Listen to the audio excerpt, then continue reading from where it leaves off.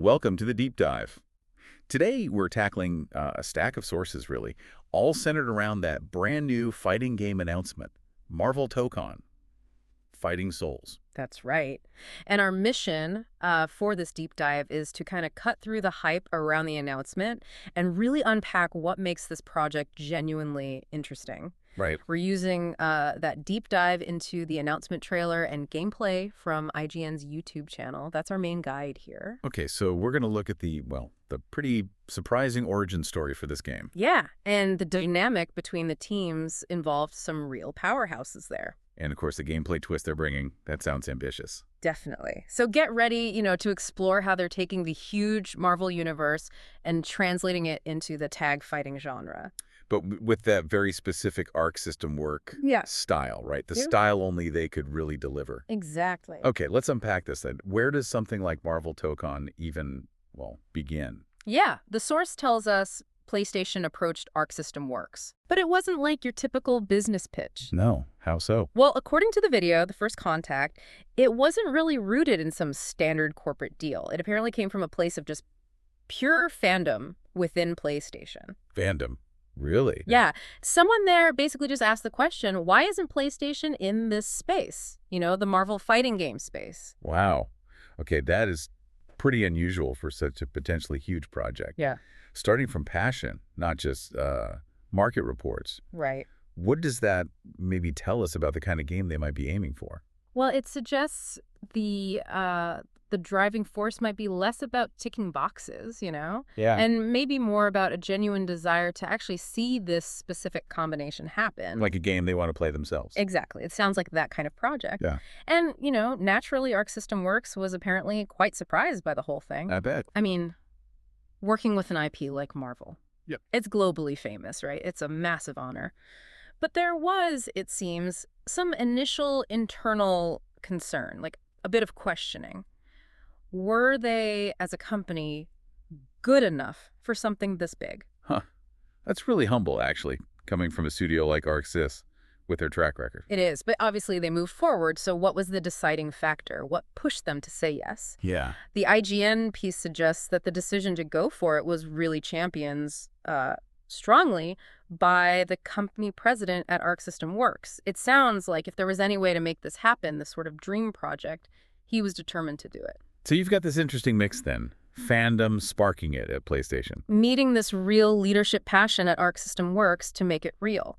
Now, it's important to remember this isn't just ArcSys and Marvel working in a vacuum. Right. PlayStation's involved, too. It's a three-way thing. Exactly. And it sounds like PlayStation kind of played matchmaker almost. They facilitated the whole connection. How did that work? Well, the story goes, PlayStation apparently went to Marvel first to sort of gauge their interest in doing a new fighting game. Okay.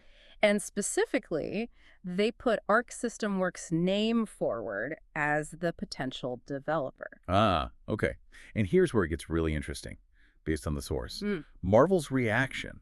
It wasn't just polite interest, was it? No, not at all. It apparently really perked up their ears, is how the video put it. Right. Marvel saw Arc System Works as a team that, wouldn't just take the safe route with Marvel. They seemed to believe ArcSys could handle the challenge and would absolutely put their own spin on it. That's where that amazing quote comes in, isn't it? Yeah, the uppercutting that challenge into the stratosphere. You can hear that every day. Uppercutting into the stratosphere. Definitely not standard corporate talk. Yeah. What does that level of, creative trust from Marvel actually signal? It sounds like they gave ArcSys a lot of freedom. Yeah, it strongly suggests Marvel isn't just treating this like, a basic licensed game where they hand over assets and expect something generic. They seem to have really recognized Arc System Works' unique style, their visual flair, their deep understanding of fighting games. And they actively wanted that specific approach applied to their characters. It wasn't something to be toned down. The feeling described from Marvel was that Arc System Works couldn't make something boring if they tried. Which is incredible praise, really. And frankly, that's giving a developer a lot of creative rope. Yeah, absolutely. And that trust, that kind of leads us right into how Arc System Works is actually, approaching bringing these iconic Marvel characters to life, both visually and in the gameplay itself. Right. This is where that really interesting anecdote about Iron Man's design comes into play. Yeah, it really highlights this whole collaborative, sometimes challenging process. What happened there? Well, the story goes, Arc System Works sent over an initial design proposal for Iron Man to Marvel. And the reaction from Marvel? Well, it wasn't super enthusiastic. It apparently didn't quite hit the mark they were hoping for. Okay, so Marvel didn't just say, okay, change this bit and that bit. No, it seems they pushed back differently. Through discussion, Marvel reportedly challenged them, said something like, show us the Marvel you want to do. Wow. The Arc System Works version of Marvel. It wasn't about just copying something that already existed. It was an invitation, really, to inject their own style, their DNA. That feels like a really pivotal moment. It changed the whole direction, didn't it? What was the result? Well, the revised Iron Man design, the one we can actually see now, it's described as very Japanese, very Arc System Works. And that one clicked. Apparently so. That design got a much better reaction. The Marvel team reportedly said, this is it. Wow. So this story, it's not just about Iron Man, is it? It's like a window into the whole philosophy. Yeah, embracing the Arcsys style within the Marvel Universe, not instead of it. Exactly. So for fans of that signature Arc System Works, look, expect bold choices, dynamic style across the whole roster. And what's really cool is how Arc System Works apparently thinks about translating that look, that visual core, into the actual gameplay. Right. It's not just about looking cool, standing still. They design characters to feel unique, finding ways to give them that special pop that makes them stand out when you're actually fighting. That signature gameplay feel. Okay, so let's dive into the game itself then. We know the genre, right? It's confirmed as a tag fighter. Yep, definitely tag fighter. But the big headline feature, and it certainly sounds ambitious, is the 4v4 battle system. Right. That's the big one. Most tag fighters you play are, 2v2? Maybe 3v3 sometimes? Yeah, usually 3v3 is the upper limit we see. So tackling 4v4, that's a pretty significant jump. The source described it as both ambitious and challenging. Now, I can almost hear some players thinking, whoa, hang on. Practicing 4 characters? That sounds like a lot of work. Is this going to feel overwhelming? The video did mention that potential worry. It did, yeah. And they made a point to reassure people that the system is being designed explicitly with flexibility in mind. It's meant to adapt to different play styles. You're not necessarily, forced to master all 4 equally right off the bat. Ah, okay. So you could maybe focus mainly on your primary character, your leader. And then use the other 3 mostly as strategic assists. Yeah, that seems to be one way it's designed to work. Okay. You could main one character, build a team specifically to support them with different kinds of assists. Or the other way. Or the system also allows for, actively tagging between all 4 characters, swapping your leader on the fly. Changing matchups, doing complex team combos. Exactly. Constantly shifting your strategy during the match. So it sounds like rather than being kind of scared off by the 4v4 structure, the devs actually leaned into it. That's the impression. Yeah. The video mentions they found unique and fun ways to change up the game because of this larger team size, not in spite of it. What might that mean for gameplay then? Beyond just having more characters available, could we see completely new stuff around, like team management or synergy mechanics?